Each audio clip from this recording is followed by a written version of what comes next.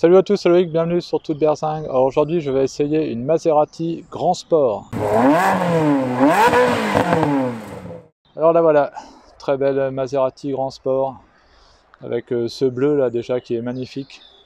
Donc juste pour rappel, donc la Grand Sport c'est la version hardcore de la 4200 GT, dont le vrai nom d'ailleurs est Coupé GT. Donc elle se distingue notamment par les bas de caisse là, voilà, qui sont un peu plus renforcés. On a des jantes spécifiques, on a une grille à l'avant. Donc bon là elle a été peinte en noir, mais sinon la grille normalement elle est plus argentée, on va dire. Pareil à l'arrière, je vais vous montrer tout de suite. Voilà, à l'arrière, bon là ça a été peint aussi, mais normalement voilà c'est argenté ici. Donc celle-ci est entièrement d'origine, que ce soit l'échappement ou autre. Hein. Et donc c'est un coupé plutôt typé GT, mais voilà un peu plus hardcore. C'est-à-dire que la 4200 GT elle fait 390 chevaux, celle-là fait 400 chevaux. Après le moteur, donc c'est le V8, hein, V8 Ferrari, donc qui a préfiguré celui de la F430. Donc là ici c'est un 4 litres 2 à chaîne de distribution, donc ça déjà c'est top pour l'entretien. Par contre, elle a la même boîte de vitesse que sur ma 360 Modena. Donc ici, la boîte s'appelle Cambio Corsa, s'appelle pas F1 chez Maserati, mais c'est la même. Donc cette couleur est spécifique à la Grand Sport. Donc là, voilà, on peut voir que c'est marqué là sur l'aile, V8 Grand Sport. Petit détail que j'adore chez Maserati, c'est ça, là, voilà, c'est le trident qui est là à côté de la trappe à essence. Bon, on a le même de l'autre côté, mais ça, c'est le petit détail qui tue, je trouve, sur cette voiture. Et après, bah voilà, c'est une voiture avec laquelle on peut partir en vacances sans problème. Hein. Je vous montrerai le coffre après à l'intérieur avec les places arrière. Il y a beaucoup plus de place que dans une Porsche par exemple. Hein, à l'arrière, pas de souci là-dessus. On peut voir qu'elle a été dessinée par Giugiaro quand même. Hein. Donc voilà, c'est une voiture qui est vraiment magnifique. Elle a un design franchement très, très sympa, très élégant. Là à l'avant, donc on a l'énorme trident ici, avec après le petit Maserati ici, et les feux un peu en amande là. À l'arrière, bah là on n'a pas les feux en boomerang contrairement à la 3200, mais bon voilà, c'est une voiture qui est beaucoup plus aboutie, beaucoup plus fiable que la 3200. Alors la 3200 d'ailleurs c'était l'air encore Maserati, enfin c'était pas un moteur Ferrari dessus, donc voilà, c'était moins fiable, il y avait des turbos aussi, etc. Après, à l'intérieur, donc là déjà on peut voir que sur le marchepied c'est marqué Maserati Grand Sport ici. Là donc on peut voir que voilà on a du cuir. Alors celle-ci n'a pas l'option tout cuir, donc là il y a des parties en tissu. Voilà, on peut voir que le contour des sièges est en cuir, mais l'intérieur en tissu. À l'arrière, je vais vous montrer tout de suite, voilà, on peut voir qu'il y a énormément de place. Hein. Là on est vraiment à l'aise. Voilà, on a le petit trident là au milieu des deux sièges, le petit accoudoir. Après, donc on a les sièges chauffants, réglage électrique. Voilà, donc après, bah, si on s'assoit au volant, donc là on a les palettes au volant, hein, comme dans une Ferrari. Donc une palette gauche pour baisser les rapports et la palette droite pour les monter. Là, on a l'allumage des feux ici.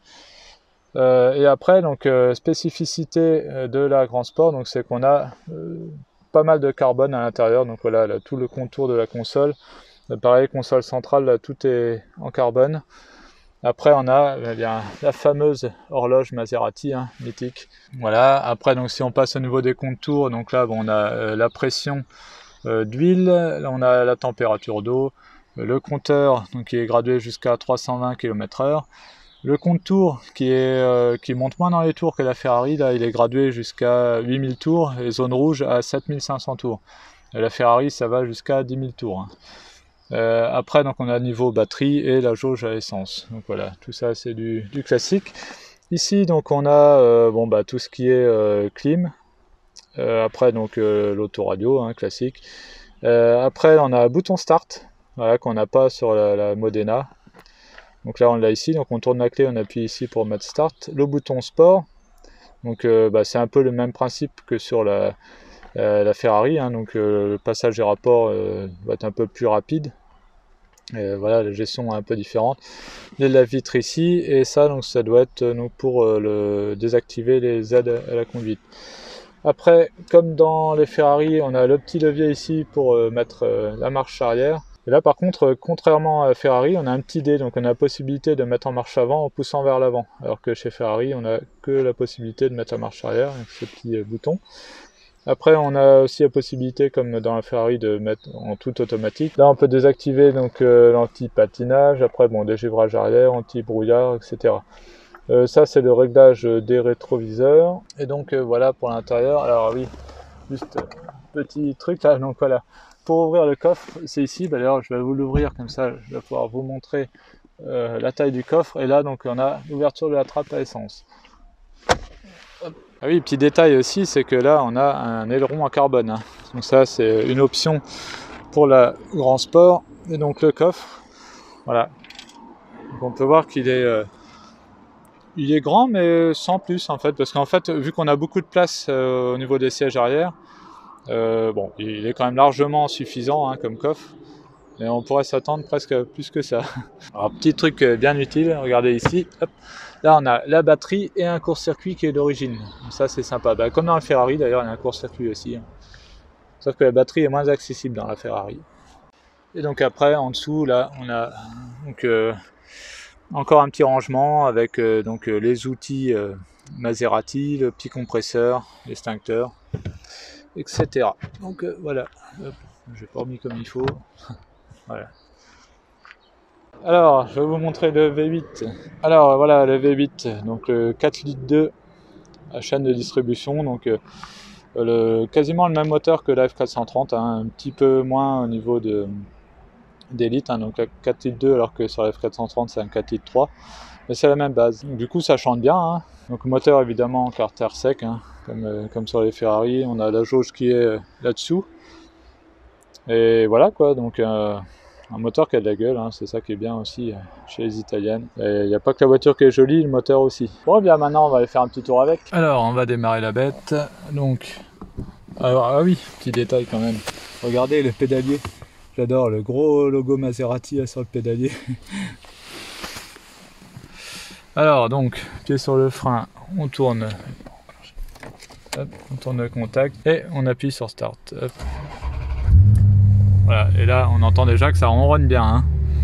Donc là je suis en mode sport, hein, direct. Et donc on peut voir oui que le rapport est affiché ici, donc là je suis au neutre. Et donc voilà. Allez, on est parti. Hop, première.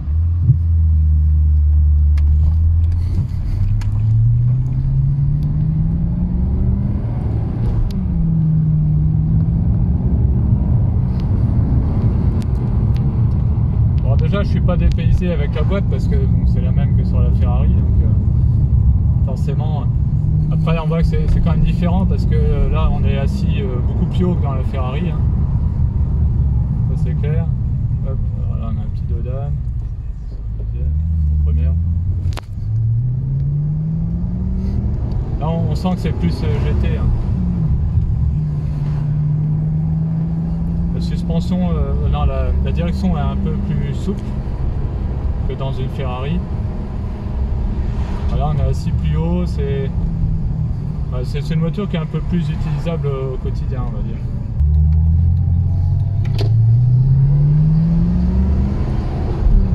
Ah, j'avais pas vu, on a aussi des touches de carbone sur le volant, ce qui donne un rendu assez sympa au toucher.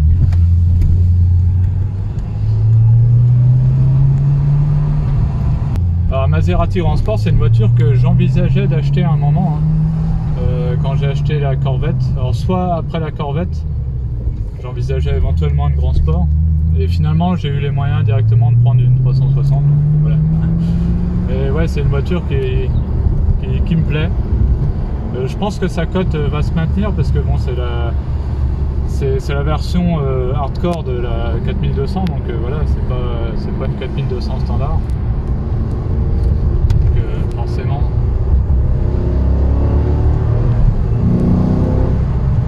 Ah, puis on a le son de l'italien, enfin voilà, le V8 italien c'est quelque chose quand même.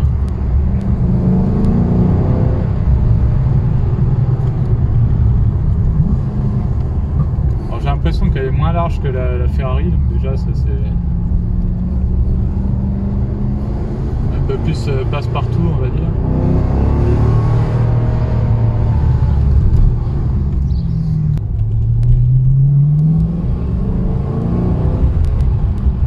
Alors j'ai l'impression que c'est un peu moins coupleux bizarrement que la 360. Bon, elle est plus lourde aussi, hein. C'est une voiture qui fait 1690 kg, alors que ma Ferrari elle fait seulement entre guillemets donc 1400 kg, donc ça se ressent forcément. Pour la même puissance, petit ronronnement du V8, on s'en lasse pas. Les italiennes et notamment Maserati, ça chante bien quand même. C'est raffiné.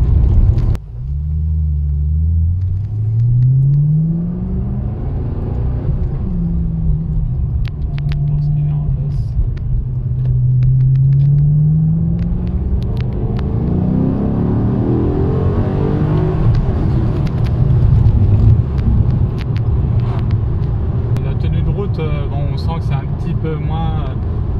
Voilà, le centre de gravité est un peu plus haut forcément que sur la Ferrari.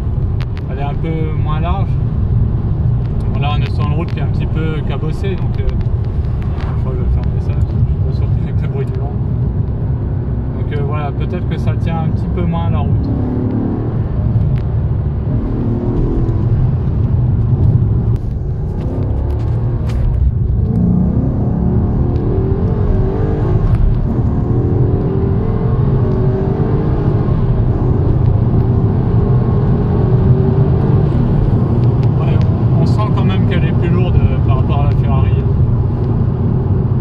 Ça marche super bien, hein, ça c'est clair.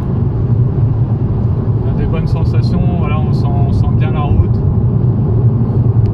On a le son qui est un petit peu feutré, la voiture est vraiment bien insonorisée. Et puis bon, là le moteur il est à l'avant.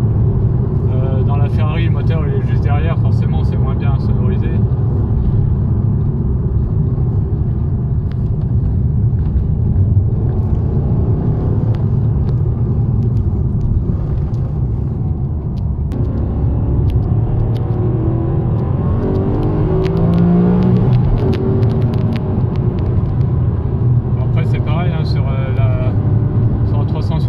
Je fais modifier la boîte, enfin le calculateur.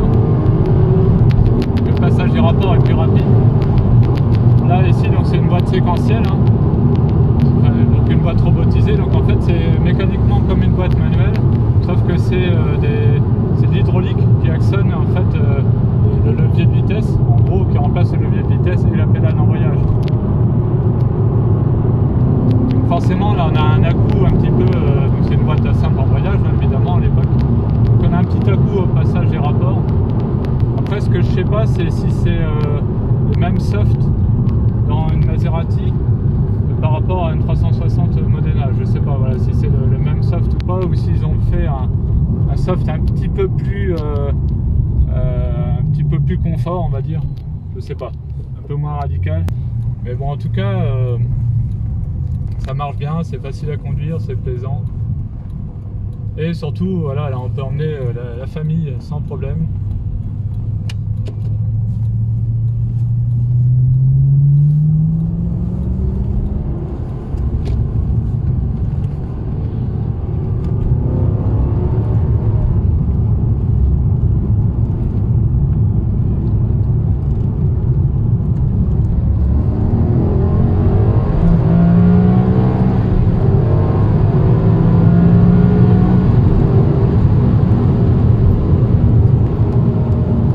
L'avantage hein, des boîtes séquentielles, c'est que voilà, on sent là un à-coup lors du passage des rapports.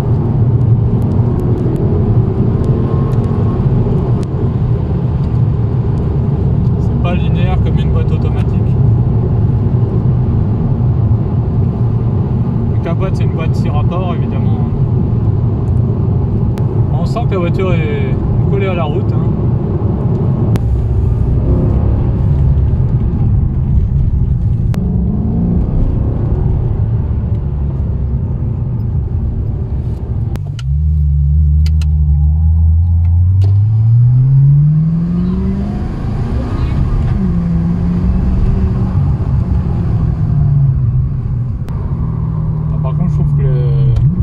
L'affichage du rapport moins visible, un peu moins lisible en fait que dans la Ferrari. Elle est sur fond vert.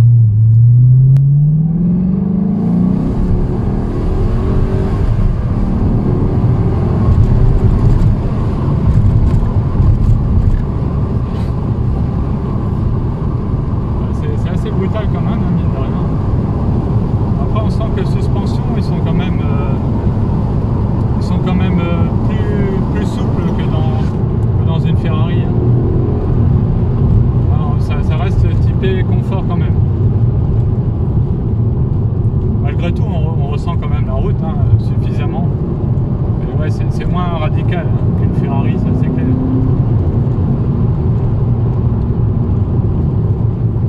Mais voilà, on a le charme d'une italienne. C'est une GT, hein, de toute façon, c'est une GT italienne.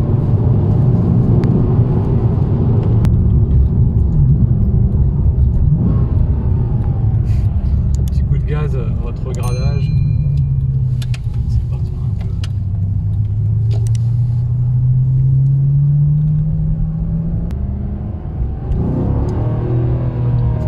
J'aime pas quand il y a une voiture en face. On sait jamais, tu sais.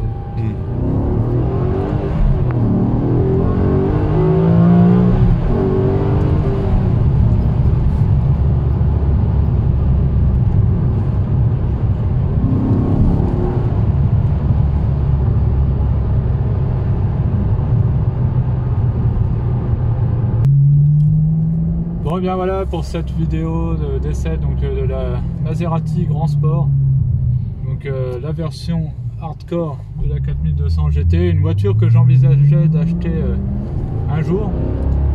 Donc voilà, très bonne expérience, je suis content d'en avoir essayé une. Donc merci encore à l'abonné qui m'a permis d'essayer sa voiture. Donc une voiture voilà, qui est moins sportive forcément qu'une Ferrari, on sent qu'elle est plus lourde. Mais voilà, on garde le charme de l'italienne avec le son du V8 qui est incroyable. Après voilà, tout ce qui fait que l'italienne voilà, elle a du charme. Et puis voilà, comme vous pouvez voir, ça pousse. C'est top. Donc voilà, si cette vidéo vous a plu, n'hésitez pas à mettre un pouce bleu, n'hésitez pas aussi à vous abonner et à activer la petite cloche, comme ça vous serez au courant dès que je mets une nouvelle vidéo. On se retrouve à très bientôt sur tout le Berzingue. Allez, salut!